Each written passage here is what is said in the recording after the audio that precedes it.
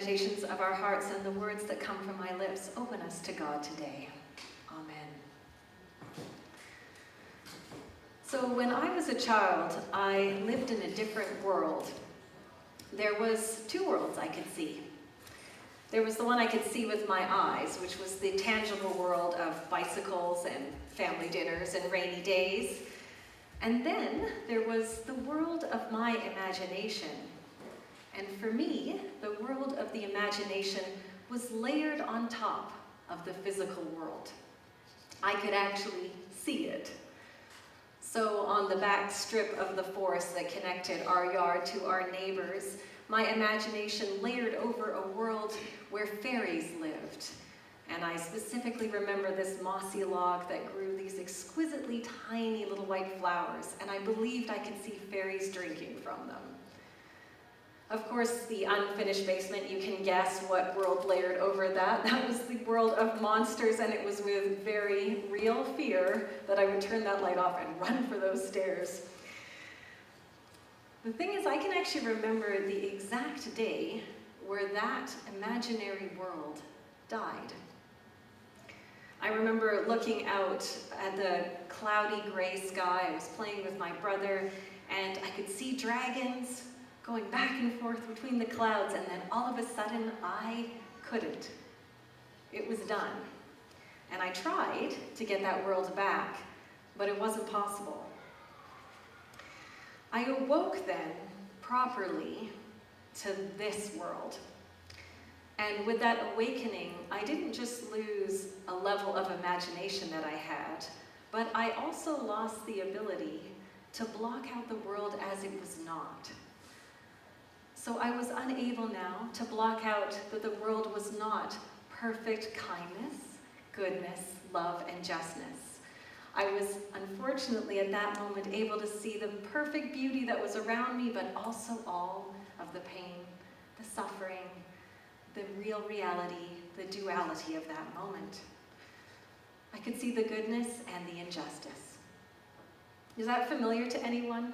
That waking up to the world as it is, as opposed to how you wished it was. At this stage in the Gospel of Luke, a similar idea of layering over of the world is happening to Jesus as he walks with his disciples.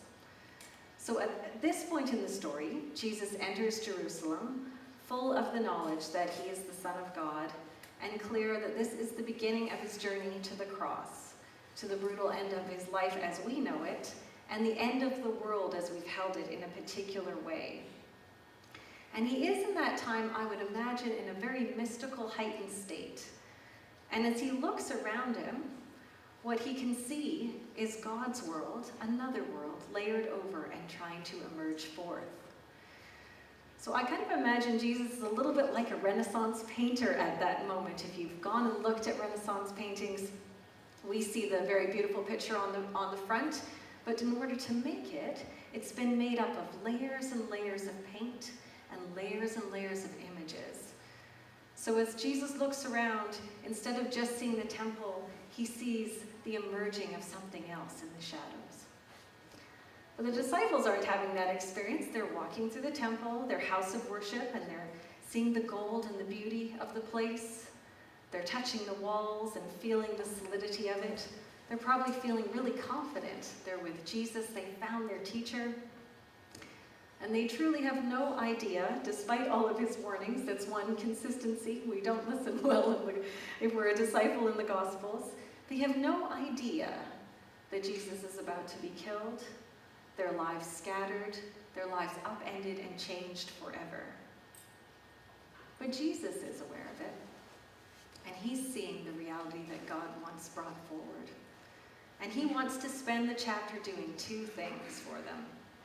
He wants to warn them. He wants to warn them that things might not get better and that there are going to be problems ahead. And then the other thing he wants to do is awaken them. Awaken them to the reality that God is trying to bring forward and allow them to take part in it. He wants to awaken them to a new world where God is the compass, where God is the thing that they orient their lives, where they look at God's world and work for goodness, kindness, and justice, instead of looking at other rulers.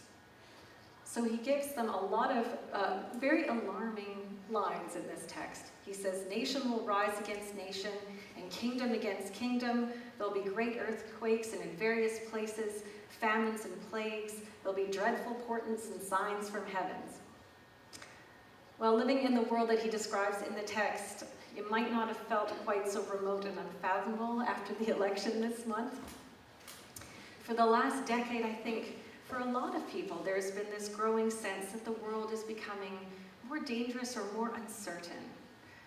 A lot of people have had this sense that things are unraveling and that rules and ideas that we trusted or relied on to keep things in place are coming apart. The wars don't resemble the battles we understood.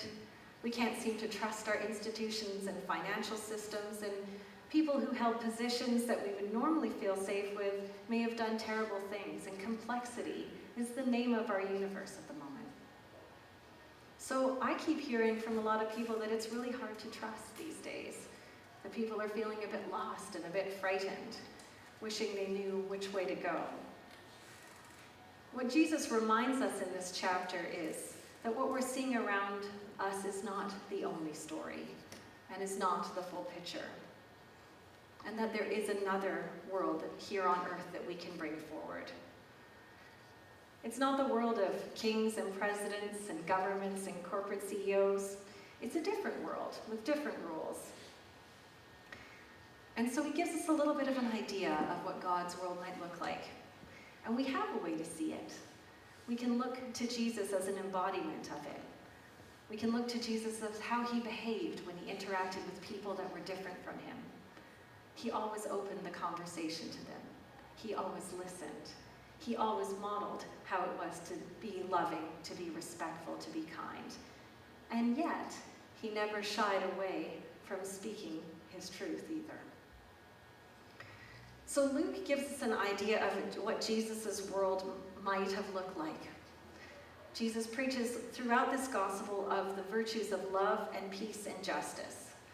And in Luke, we get Jesus telling us about the poor and the meek and the sick and the oppressed as valuable as those who are rich and powerful and strong. Jesus speaks about the social order that he lives in of that day being upended, being completely changed. He asks for a world where we care deeply for each other, where we share what we have, where we celebrate God's love and trust, and believe that we will have enough, more than enough, to live and remake this world that is broken around us. I'm sure I don't need to tell you that if we actually lived like that, if we actually shared everything we had, if we actually held up the weak and the sick and the oppressed, if we stood in solidarity that way, that would definitely change the world as we know it. And I think even 2,000 years ago, Jesus realized this is going to probably not land well with a lot of people. And he gives us a fair warning about it. And that's what he's trying to do to the disciples in that moment. If you really want that, if you really want a loving and just world, then being Christian, it might actually turn out to be a pretty difficult thing. It might even be a dangerous thing. You will be betrayed by your parents and brothers, by relatives and friends, and they will put some of you to death. You will be hated because of my name. I find that passage more than a little jarring. It's certainly not what we experience today. I think if you tell someone you're Christian, probably the worst case scenario is it's going to be a little awkward at the dinner party, and people are going to ask you some questions. But while I'm unsettled by Jesus' bluntness in this passage, in a way, I do appreciate it. Because if we're serious about it, if we truly believe that God's love is open to everyone, if we're serious about changing the world so it mirrors what we believe is in God's heart, then I think it does mean that. It means doing things very differently. It means doing hard things and being okay with maybe not being liked for it. If that's the price of peace and justice and love for all in our time, perhaps that's something we need to more deeply consider. Maybe we even want to take some risks for it. But Jesus doesn't just leave us there with marching orders about how we might live differently in the world and how we might change the world. He reminds us that we're not going to be doing it alone, that God is going to walk with us, that when we act but feel lost, when we don't know the words or what to say, we don't know how to speak out, we don't know how to make the changes, there is help. That through prayer and through our community with each other, God might give us the words, the way, the strength, the courage, and the heart to do this. We need only ask. When we walk through our community here at Lynn Valley today, when we look at our neighborhoods, when we greet our neighbors, I encourage us all to look around and wonder, can we see the world that God wants to emerge here? Layered over our normal daily interactions, can we see what we could call forth that would make our neighborhoods homes of peace and love and justice for each other? Perhaps as you walk today, you'll see glimpses of it shining on the edges, beautifully coming in through the light in the cracks. And if so, may we act. May we make this new world so.